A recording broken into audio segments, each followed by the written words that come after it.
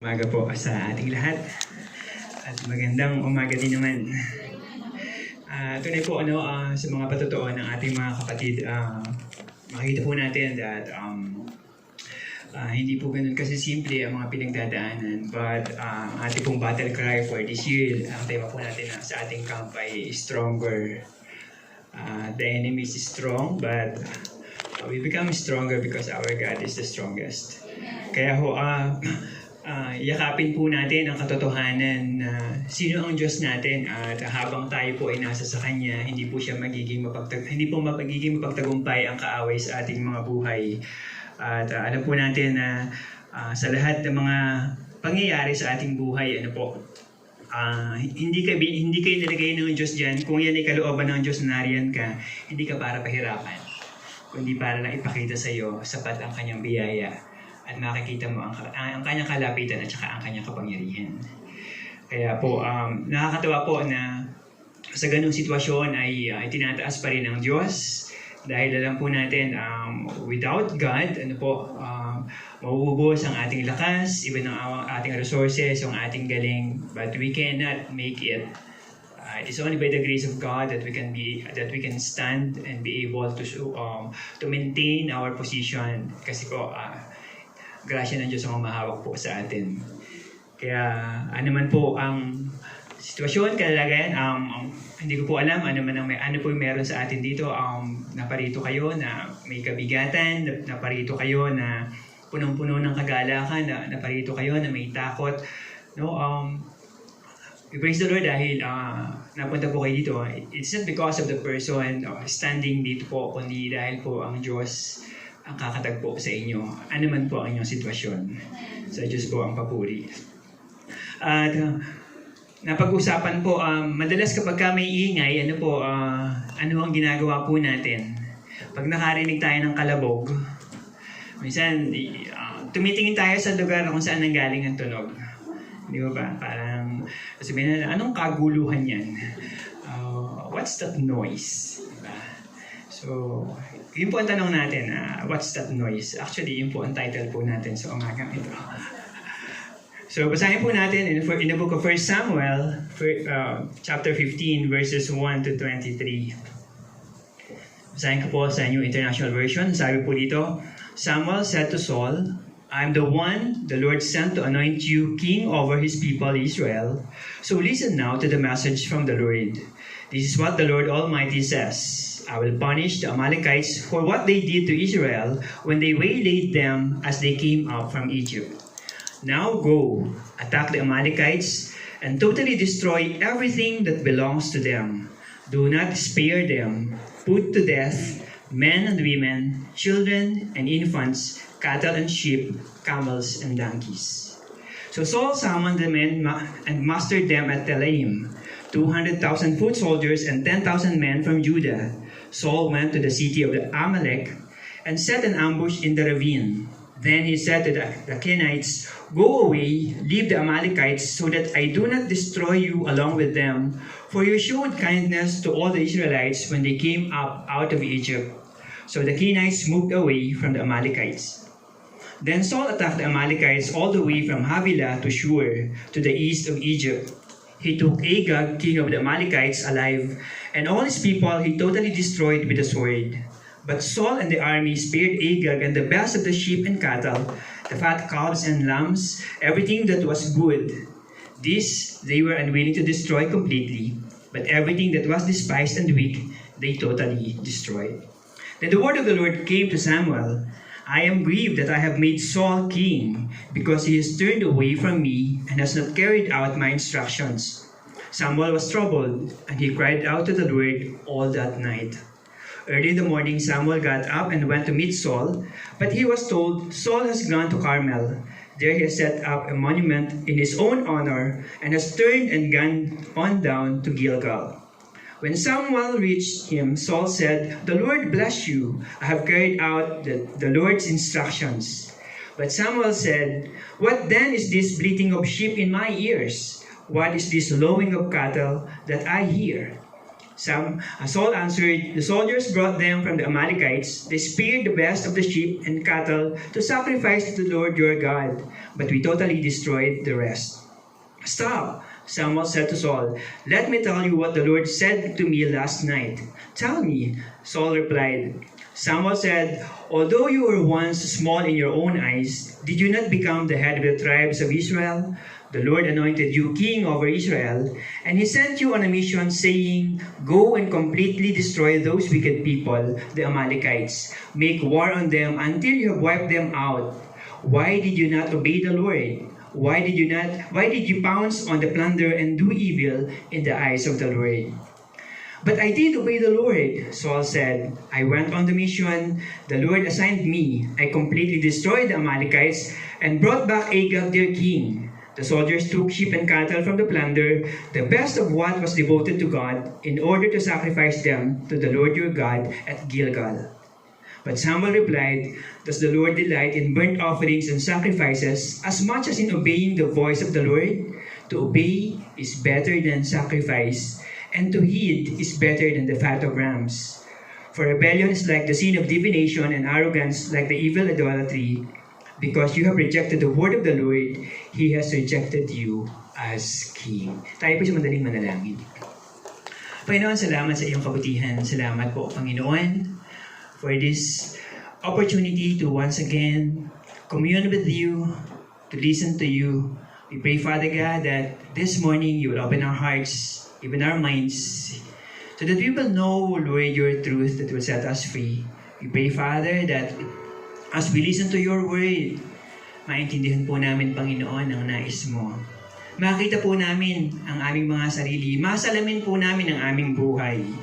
Upang ang nais mong gawin sa amin, O Diyos, mangyari. Hayaan mo, Panginoon, na sa umagang ito, maging bukas kami sa lahat ng kapahayagan at yakapin po namin ang katotohanan na nagmumula sa iyo upang magkaroon kami ng higit pang kalakasan, kapayapaan, kaliwanagan sa bawat hakbang na gagawin namin upang tahakin ang tamang landasin. Hinihiling po namin, Banal na Espiritu, ang iyong pangunguna, ang iyong pagtuturo. Nawa, Panginoon, maunawaan namin ng lubos at patuloy na maitaas ka sa aming mga buhay. Salamat po, Ama. Ito pong panalangin namin sa pangalan ni Jesus. Amen.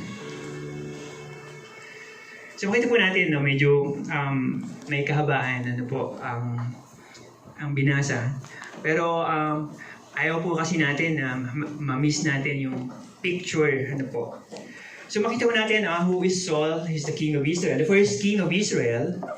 No, pansin po natin when he was appointed, Saul was a nobody. No, nung time na ang Israel, they are clamoring for someone to lead them, to have a king of their own. Nakagaya ho ng mga ibang mga lahi. So si Saul po ang nailagay.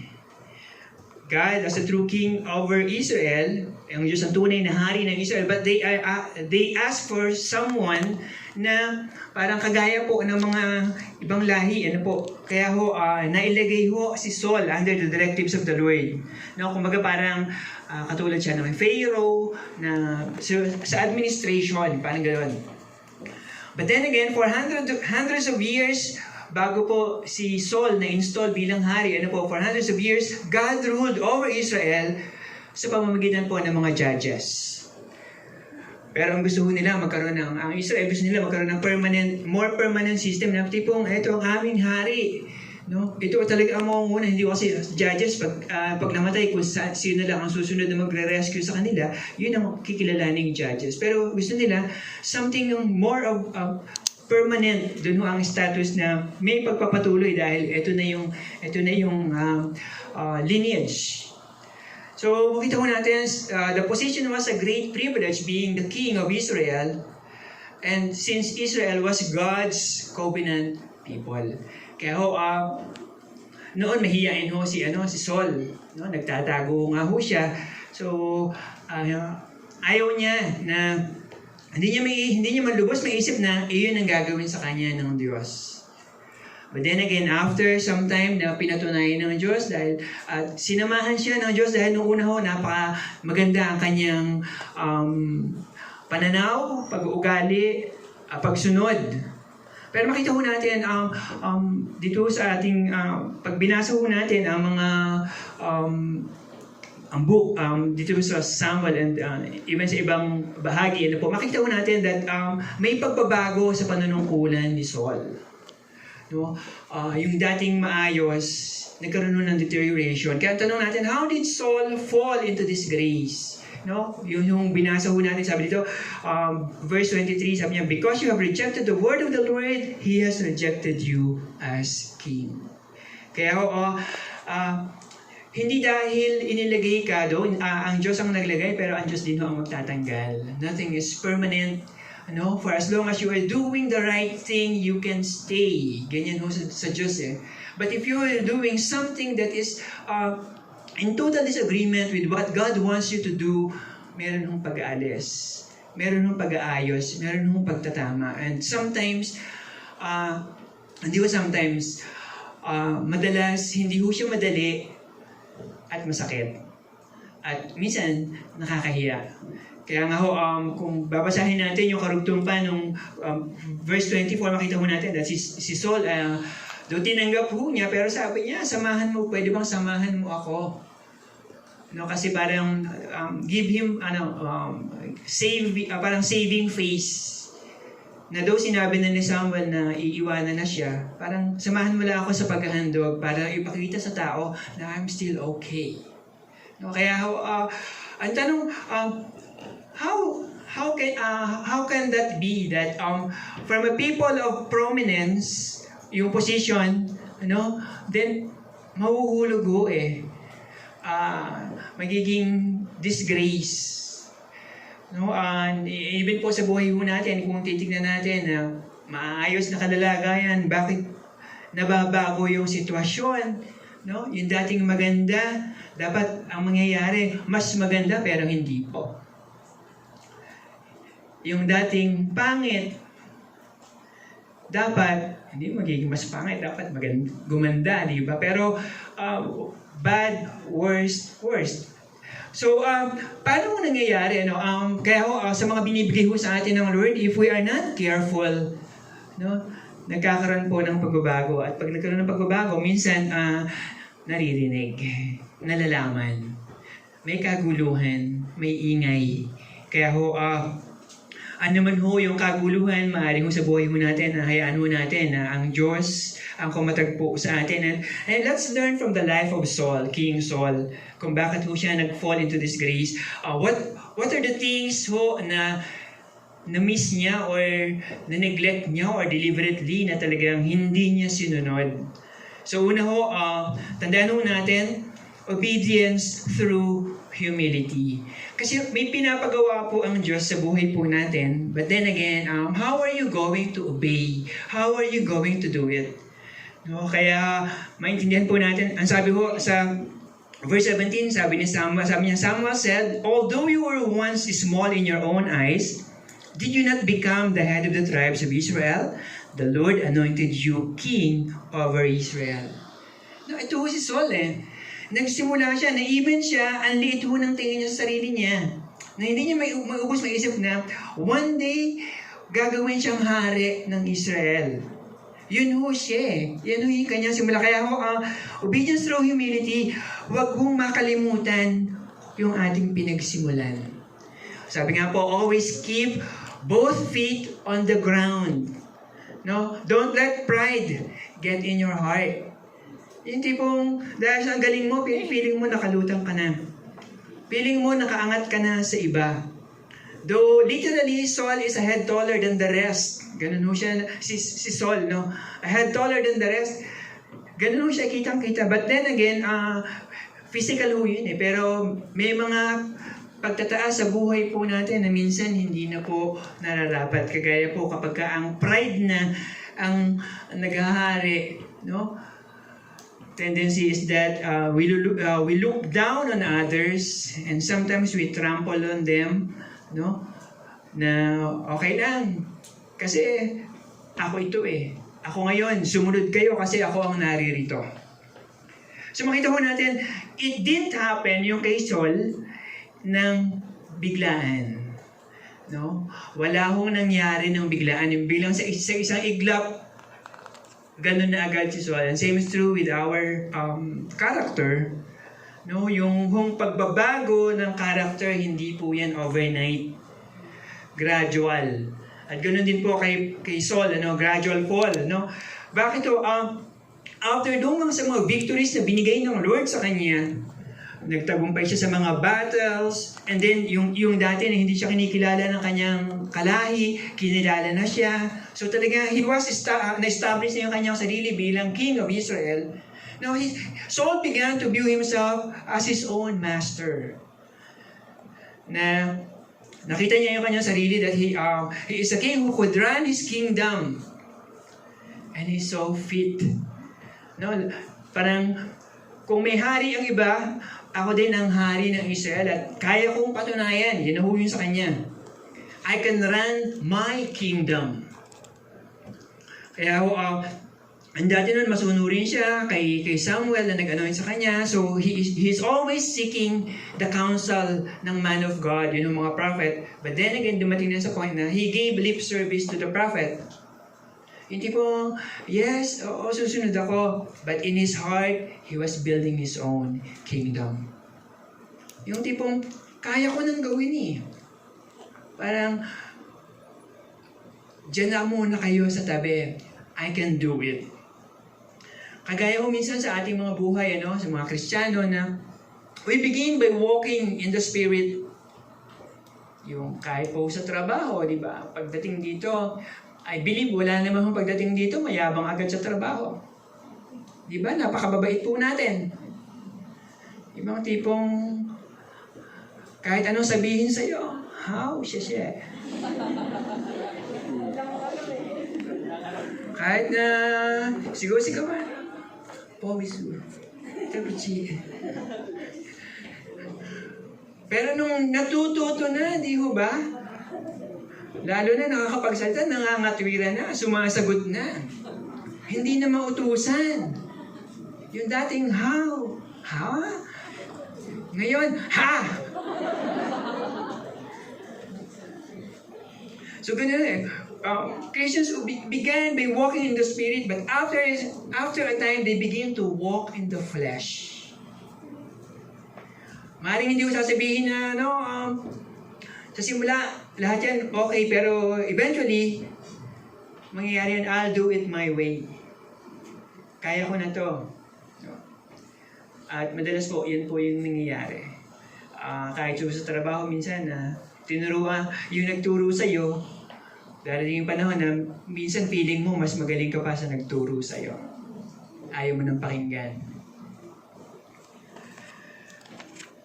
And same is true with ganun po si Saul. He believed that he'd been doing his job for years. Ang tagal ko ng hari at alam ko na yung mga pasikot-sikot niyan. At yung aking nagagawa, okay naman silang lahat. Kaya sabi niya parang, ito na yung aking moment. I am established. Kaya he consolidated his power. Kaya ganun na lang kung bakit may pagbabago sa karakter. Kaya nga sabi ko ni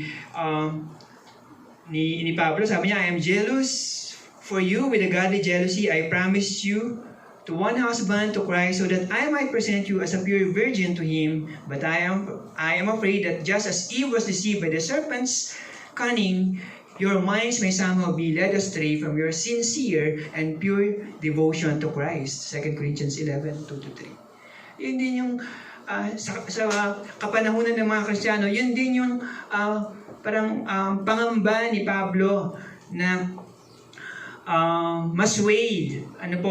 Itong mga Kristiyano, sabi niya, that your minds may somehow be led astray from your sincere and pure devotion to Christ. Kaya kailangan babalikan natin. Obedience through humility, ano man po yung pinapagawa sa atin, ano man po yung naabot na natin, huwag nating makalimutan. Babalikan natin at babalikan kasi doon tayo nagsimula. At kung titignan natin yung ating pagsisimula, it's not a smooth sailing. It just so happened that God is so gentle that He took care of us, He took notice of us and take care of us, sustained us and provided for us, and that's the reason why we are here up to now. Kaya yun din si Saul, no, kung bakit dahil mataas na ang kanyang tingin sa kanyang sarili, no, so he didn't follow God's instructions. Hindi ho siya sumunod. He kept the spoils, no? Yung mga gusto niya magaganda dyan, kinuha niya. And ano po yung kanyang ginagawa nun? He was also building a monument to himself. Kasi dun sa mga achievements niya, nagtatayo na ho siya ng monumento para sa kanyang sarili. At sabi nun, patayin lahat. But why he kept King Agag, the king of Amalekites? Ang instruction, lahat. Pero, hindi ho, tinira niya si Agag. Kasi he want to keep Agag alive as a trophy of war. Itong magaling na hari, itong matibay na kaharian, kinonquer ko, kaya yung kanilang hari, alipin ko. So, lahat yun papunta sa kanya.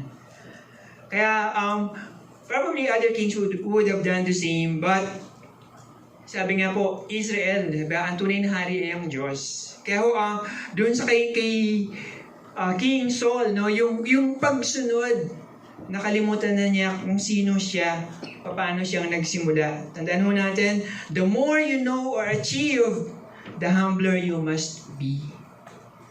Hindi pong mas mataas na ang naabot mo, dapat mas mababa ang kalooban, mas mahinahon.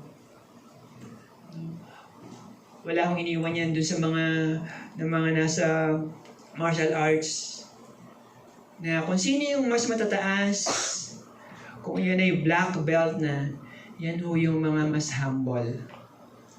Yan ho yung may mga bagya pa lang matututo, yan ho yan, akala mo kung sino, ganun.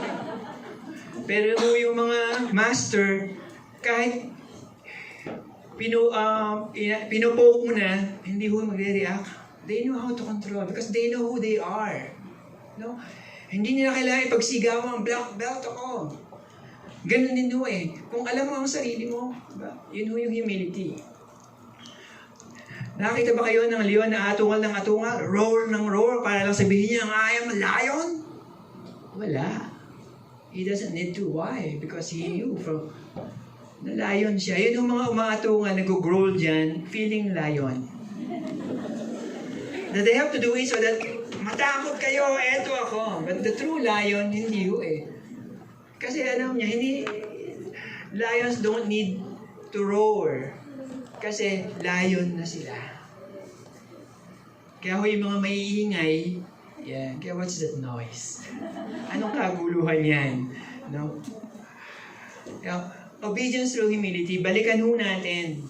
Paulit-ulit din ko sinasabi sa pagtatrabaho dito po, hindi po ako magsasawa.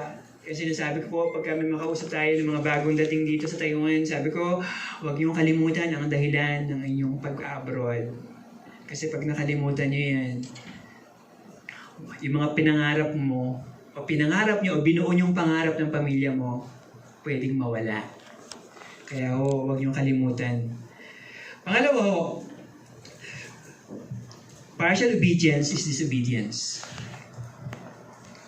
Paano po ito? Dapat po obedience through total surrender. Yung mga sabi mo, sana all. Diba? So lahat ng aspeto sa buhay mo, pinapasakop mo sa Diyos. Wala ko yung ito lang bahagi na to kasi gusto ko pa to. I still want to have full control of this area kasi okay pa sa akin to. Kaya pag sinabi natin Lord and Savior, Jesus my Lord and my Savior, dapat po yun pangkalahatan. Kaya si King Saul, when he was confronted, anong ginawa niya? He rationalized. Bakit? Because he was blinded to his sin. Hindi na niya nakikita na he assumes perfect innocence and praiseworthy obedience. Yan ang tingin niya sa kanyang sarili. Na okay naman ako dyan eh. Wala akong dyan. Malinis ang konsensya ko dyan. At yung mga ginagawa ko ay kapuri-puri. He protested that his intentions were good and his motives was right. So, yun ho siya. Sumunod naman ako eh. Diba? Sabi niya sa verse 20, but I did obey the Lord. Yan ho yung kanyang sinabi. Verse 20, but I did obey the Lord. I went on the mission the Lord assigned me. I completely destroyed the Amalekites and brought back Agag, their king. Sabi niya, sumunod siya, di ba? Pero, sabi nga po, he conveniently forgot the fact that the law forbids that devoted things be used in sacrifice. No, sabi doon, tanggalin lahat, walang ititirang buhay. Pero meron ho siyang itinira. Pero sabi niya, sumunod siya. Pinatay naman niya yung mga karamihan. Pero may pagpipili ho siyang ginawa. No, he was blinded to his sin na hindi niya na nakikita ang kanyang kamalian. Feeling niya, tama pa rin yung ginagawa niya. No, when we start to rationalize our sin, nagkakaroon ho tayo ng problema. Paano ho nira-rationalize ang sin? Ito yung nangyayari yung selective obedience. Sabi niya, but I did obey the Lord. Sumunod naman ako sa Diyos eh. Pero kung tutuusin ho, sumunod siya doon lang sa parte na gusto niya. Marami ho, di ba? Kahit sa Kristiyano, marami magsasabi, basahin mo ang Bible, manalangin ka. Pero even sila, hindi nila binabasa at hindi rin sila nananalangin. Pero alam ho nilang sabihin. Even nga ho, when it comes to giving, sabi nga ng iba, parang tip na lang yung binibigay mo, imbes na tithes at tip lang. No? And even sa pag-attend, no, they love to hear preaching, but when that preaching touches on their pet sin, nagbabago din ho ang timpla. Nangangayaw, nagtatampo, nawawala. Kaya ho, hindi ho dapat ganun eh. Kung yan ay galing sa Diyos and you believe that it is from the Lord, so lahat yan ay importante para sa iyo at para sa akin, at para sa ating lahat. Hindi ho partial lang ako pwede mong kuhanin na pipiliin mo lang, ito lang ang masarap eh. Yung iba, mapaklayan eh. No? Yung iba, maasim. Diba? Para kung pagkain, no? Toyo, ay maalat. Diba? Suka, maasim. Karne, nako, malansa. Makunat, matigas. Pag samasamahin mo, lutuin mo, adobo. Diba masarap naman siya? Kaya kung pag tinignan mo na iba-iba siya, you will not appreciate it. But look at it dun sa kabuuhan ng kagustuhan ng Lord, and you will have a better appreciation kung ano yung ginagawa ng Diyos sa buhay mo. Kaya hindi ho po pwede ang selective obedience. Lahat ho dapat kukunin ho natin. And another thing po, bakit nagra-rationalize ng sin, when he shifts the blame. Sabi niya, my soldiers made me do it. Kasi hindi ho pinatay yung magagandang hayop. Kasi ang sabi, pwedeng ipang-alay. So sa verse 24, sabi po dito, then Saul said to Samuel, I have sinned. I violated the Lord's command and your instructions. I was afraid of the people, and so I gave in to them. Yun ho yung bakit hindi pinapatay lahat ng mga hayop. Tandaan ho natin. Sabi niya, my soldiers made me do it. Kaya ho, compromise, tandaan ho natin, compromise leads to violation. Yun ho yung salitang afraid. Sabi niya, I am afraid. I was afraid of the people. And so I gave in to them. Compromise po, it's a good word. But, depende kung saan mo siya ginagamit. But most of the time, it leans towards negative. Kapag ho, wala na ang Diyos doon, hindi na ho siya maganda. Kaya compromise leads to violation. Kasi sinabi ng Diyos kay Saul na ito ang gawin mo, pero nung sinabi ng mga tao niya, magaganda to, boss, matataba ito. Magandang ialay. magandang kapakinabang. Diba? Si Agag, wag muna nating i-display para ipakita sa mga kapit-kaharian na conquer na natin ang kingdom ni Agag ng Amalekites na kinatatakutan. So parang they will fear us kasi tayo nanalo dito sa ano na to, sa hari na to. Pero yung salitang afraid, kaya minsan sa buhay po natin pag natakot nagko-compromise din po tayo. Pag sinabi, ayokong umattend, makakantsawan ako. Ayokong umattend sa life group. Kasi makikita ako ng mga katropa ko, ayun na, praise the Lord na din siya. Diba? Maniwala ka, hindi totoo yan. No? Yun ho bang, yun yung takot mo na, sige, kapag kahit na mali na, minsan, pipikitan mo na lang ng mata. Kasi iiwanan ka. Kaya minsan natakot tumandang mag-isa. Kaya kung sino na lang nakita, pwede na! Compromise.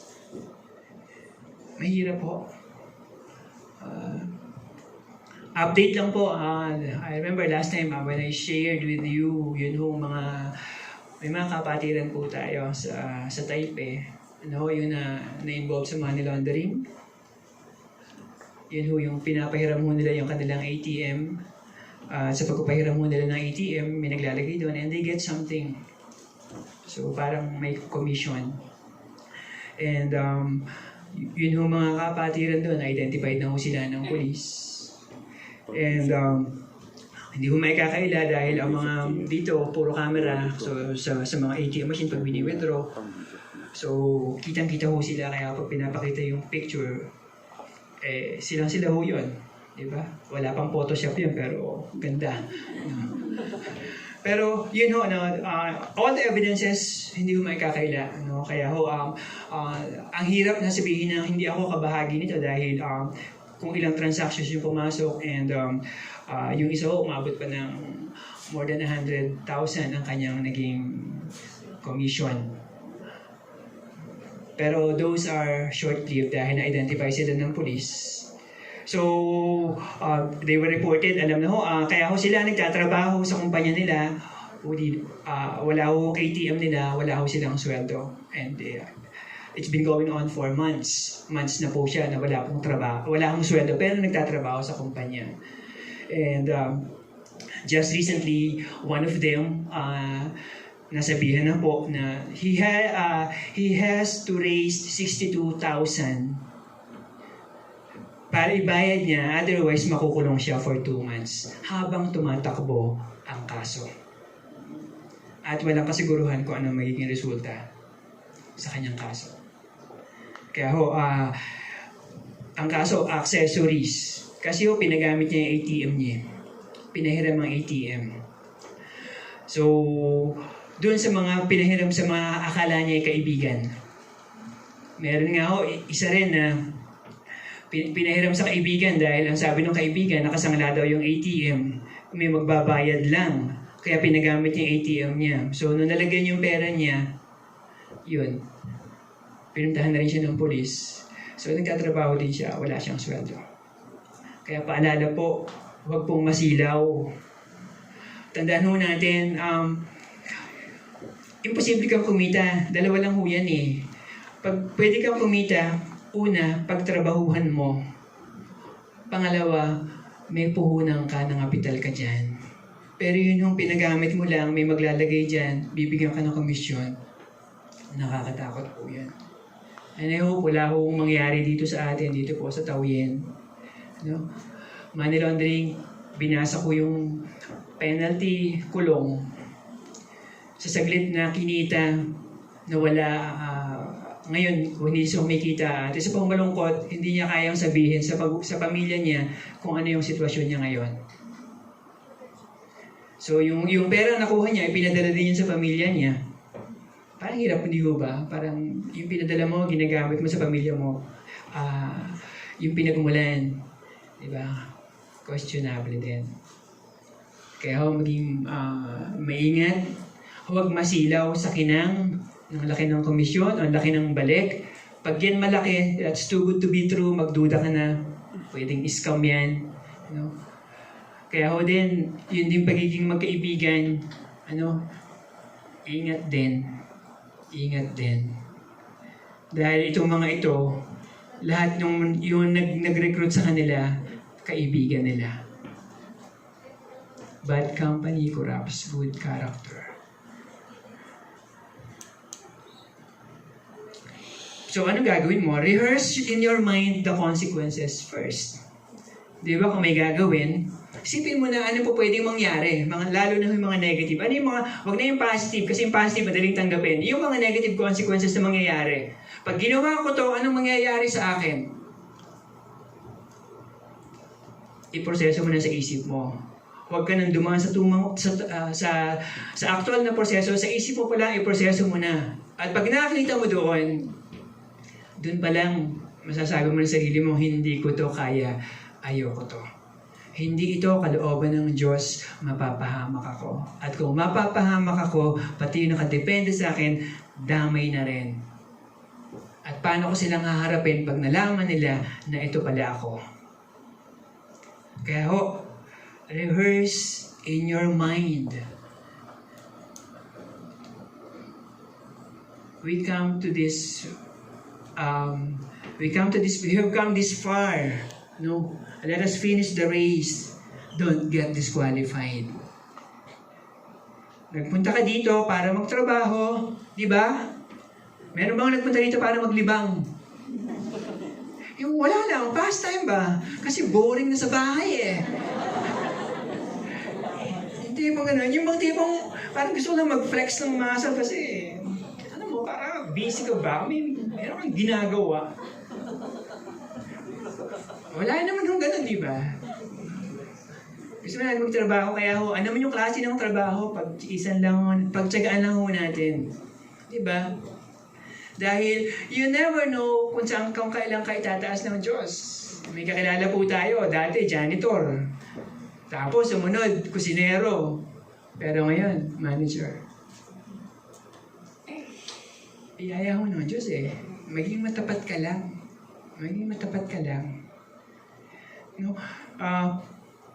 Pag nira-rationalize yung sin, ano po ang ginagawa? He also colors his sin. Sabi niya, the candle was really kept for worshiping God. Ang ganda pa ng kaya yung mga cattle na yan, ay talagang inireserve yan kasi para sa pagsamba sa Diyos.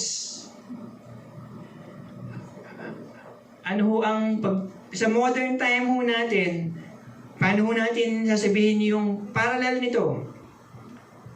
Sabihin niya, bumibili ako ng loto. Pag nanalo ako, bibigay ko din sa church. Tama ho ba yung motibo? Ibibigay naman sa church, pero sa pamamagitan ng loto. Meron ho bang nagloloto dito? Aminin. Sige, huwag mo na lang itaas ang kamay mo. Pero kung nagpaplano ka pa, mag-isip-isip ka. Dahil gambling yan eh. Chance. Diba? Chance.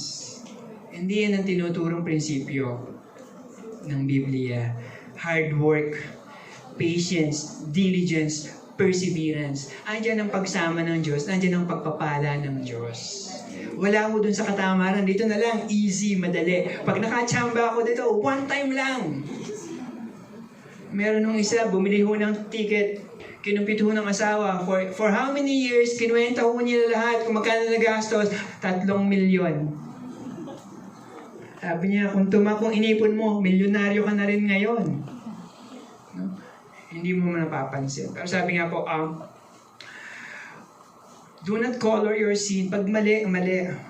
Minsan makikipag-date sa hindi ka pa nananampalataya. Non-Christian. Kristiyano ka pero hindi Kristiyano. Sabi niya, pag naging kami, mawiwin ko siya para sa Lord. Meron ho bang gano'n? Aminin.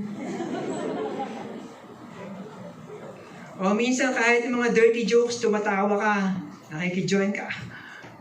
Kita nga lang pag tumawad. Pero ang sabi niya, nakikijoin na ako. But later on, mag-witness din ako sa kanila. Pareho na kayo eh. What's the difference? Sabi mo ni Pablo, sabi niya, Christian, don't do evil so that good may result. Wala akong mangyayaring maganda. No? Don't expect something good na magiging resulta sa paggawa ng masama. Wala pong ganun. Sabi nga, you shall know them by their fruit. Kaya kung pangit ang puno, pangit din ang bunga. Kaya don't rationalize. Ano po? Partial obedience is disobedience. So, kung ano yung tamang pagsunod, may kahirapan. Wala naman ho talagang, may kasama ho talaga yun eh. Kasi merong inconvenience. Because you're going out of your way para lang magawa yun. Bakit? Kasi yun ang pagsunod eh. Merong sakripisyo. Yung ba? Mahirap. Pero after mong malagpasan, as you look back, wow, buti na lang.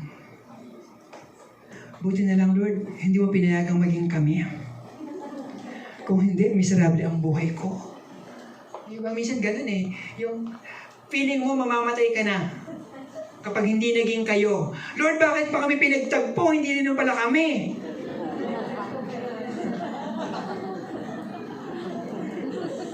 Makita ang daan, kaya nasa lubong mo. No choice. Huwag kang mag-assume.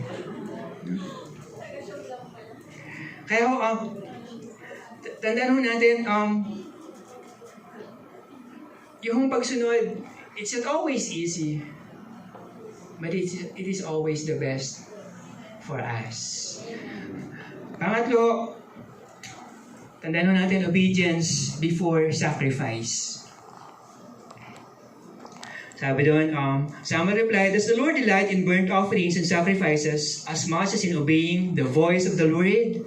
To obey is better than sacrifice, and to heed is better than the fat of rams. Kaya hindi ho dahil sa meron kang ginagawa para sa Diyos una ho tinitingnan yung pagsunod mo sa Diyos. Na kaya mo siya ginagawa, kaya ka nagsasakripisyo, gawa ng pagsunod mo sa Diyos. Yun ho yung parati ho yung nauuna. Kaya, hindi yung sakripisyo, kasama yung sakripisyo, ginagawa mo yung pagsunod, may kasamang sakripisyo. Kaya yung pag-aalay nagiging madali kasi una mong may pagsunod sa bahagi mo. Hindi ka pwedeng mag-alay na hindi kasama ang puso mo. Kasi kung hindi kasama ang puso, ibig sabihin, hindi yun ang pagsunod. Outward lang yung ginagawa mo, external, kaya walang value. In the eyes of men, yes, it may seem okay. But in the eyes of God, alam niya ang motibo mo, walang saysay yung ginawa mo. Sabi nga po, the crucial test of obedience is not in the big things, but in the small. Yung sa maliliit na bagay. Di ba yung sabi na, kung ito paano pagkakatiwalaan sa malaking bagay, ito pa lang sa maliit na bagay, hindi na pwedeng pagkatiwalaan. Di ba? Sinasabi doon, hindi mo pagkakatiwalaan yan. Hindi sinasabi ng honest yan na tao kasi hindi magnanakaw ng gadget yan. Yun yung paperclip, hindi yan kumukuha, ganyan pa. Diba yung sa maliliit na bagay, kasi yung maliliit na bagay parang, okay lang to. Pero, doon pa lang nakikita na ano yung karakter ng tao. And tandaan din natin, there is no sacrifice. If there is no sacrifice in our obedience, hindi rin ibig sabihin nun, we're not actually following the Lord. Kasi kaya ka sumusunod dahil sa pagsunod mo sa ating Panginoon. Kaya mo nagagawa magpasakop kung sino man yung nakakataas sa'yo. Kasi indirectly, naka-under siya sa Lord. Kaya sumusunod ka sa Lord. Kaya lahat yan nagagawa mo. Kaya it's a matter of perspective na sumusunod ka hindi dahil sa tao na to, dahil sumusunod ka dahil sa Diyos. Dahil sa pagsunod mo sa Diyos, ginagawa mo ang bagay na ito. Tandaan po natin, wrongdoing is always wrong despite our efforts to excuse our actions. Pag mali, mali. Wala akong white lies. Huwag mo nang kulayan. Ang kulay ng lies, kulay kasalanan pa rin. Medyo mapusyaw-pusyaw. Kasalanan pa rin. Wrong is wrong even if you don't get caught. Saka lang sasabihin, mali kasi nahuli na. Bago ka pa mahuli, alam mo nang mali, huwag mo nang gawin. Kasi darating yung panahon, mahuhuli ka rin. No? You might be able to, sabi nga, maaaring maitago mo isang bagay sa mahabang panahon, pero hindi sa habang panahon. Darating din yung panahon na yun. Sa panahon na hindi mo ina-expect at sa panahon na higit na nakakahiya. Baka hindi mo kayanin.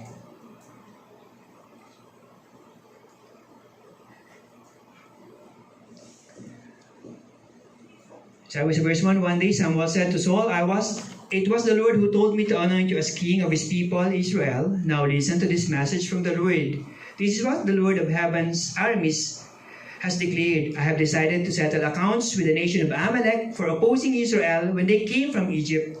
Now go and completely destroy the entire Amalekite nation, men, women, children, babies, cattle, sheep, goats, camels, and donkeys. Kapag tinignan natin ang panahon na yun, ang hirap nitong gawin. Kasi, iwa-wipe out talaga yung lahi. Kaya, pag tingnan natin, bakit ganon, Lord? Akala ko ba God is love? Ang turo ni Jesus, love your enemies. Bakit ganito? Makita ko natin that Samuel is instructing Saul to completely annihilate the Amalekites. Bakit gustong sirain ng Diyos ang mga Amalekites? Sino ba ang mga Amalekites sa buhay ng mga Israelita? Yun ang mga Amalekites. Noon ang Israelites lumabas sa Egypt, nakalaya po sila from bondage. Noon sila nakalabas, ito ang mga Amalekites, inatake po sila. They brutally attack the Israelites. At tandaan yun, yung nakikipaglaban sina Joshua, ito po yun sa Exodus 17, na si Moses, assisted by Aaron and Hur, na itinaas yung kamay para lang habang nakataas ang kamay ni Moses, nag-i-intercede, nananalo po sila Joshua. At patapos na ibigay ng Diyos ang tagumpay kina Moses, ang sabi niya, sabi ng Lord kay Moses sa Exodus 17:14, write this down on a scroll as a permanent reminder and read it aloud to Joshua. I will erase the memory of Amalek from under heaven. Kaya yun yung instruction Tatanggalin talaga sila kasi masama sila at ayaw ng Lord, na itong mga ito maka-apekto pa sa kanyang mga tao. The Amalekites are bitter enemies of not only God's people but of God Himself. Kaya tinatanggal ng Diyos.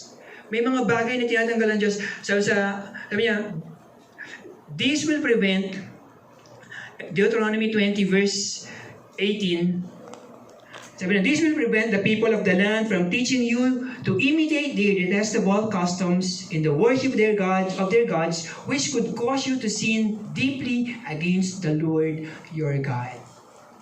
Ito ang Diyos natin tatanggalin niya ang lahat na makakaapekto sa buhay mo, na mapapasama ka at mapapalayo ka sa Diyos. Binibigay ng Diyos ang instructions, malinaw, kalimutan to, iwasan, talikuran. Kaya napaka-importante na yung mga instructions na binibigay sa atin ng Diyos, susundin po natin because it is for our own good. Bakit ito? Because the pagans, the Amalekites, if left in the land, would, as we see, corrupt the Jewish society with their idols and rituals. Kaya God, in an effort to maintain spiritual purity in His people, commanded them to do so. So may bahagi pa rin eh. Hindi naman ang Diyos na mismo ang nagtanggal, may bahagi pa rin ang mga Israelita. At ganoon din po sa buhay po natin. Yung mga bagay na tinatanggal na ng Diyos sa iyo, huwag mo nang balikan because it will lead to death. Pinalaya ka na dyan, huwag mo nang balik-tanawan at i-consider ulit na baka pwede pa, sayang naman. Sayang ang buhay mo. Dahil binigyan ka na ng pagkakataon ng Lord, makaalis dyan, babalik ka na naman para lumublo. Baka wala na ang grasya. Wala na yung oras para sa'yo. Disobedience led to Saul's rejection. Disobedience led to Saul's rejection by the Lord. Na-disqualify ho siya kasi hindi siya sumusunod. The Lord's presence did not go with him anymore. Kapag wala na ang pagsama ng Diyos, makita ho natin, ito na yun eh. Ito na simula ng pagkatalo. The anointing was gone and you cannot have victory apart from the Lord. So ganoon din po sa buhay natin. Kung wala ang pagsama ng Diyos sa buhay natin, hindi ho tayo mananalo. Kasi it's only God that gives victory. We may have a good intention, kagaya ng offering, but if it is in total contradiction with God's will, we will be acting in disobedience to God. Kahit na maganda ang motibo mo o intention mo, pero kapag yan, taliwas sa kalooban ng Diyos, pagsuway pa rin yun. Kaya minsan, matters of the heart, Lord, pero mahal ko siya. Mamamatay ako pag wala siya. Feeling lang yan, ipinanganak kang wala siya. Buhay ka. Ngayon, matanda ka na, nakilala mo siya, sasabihin mo, mamamatay ka? Naman!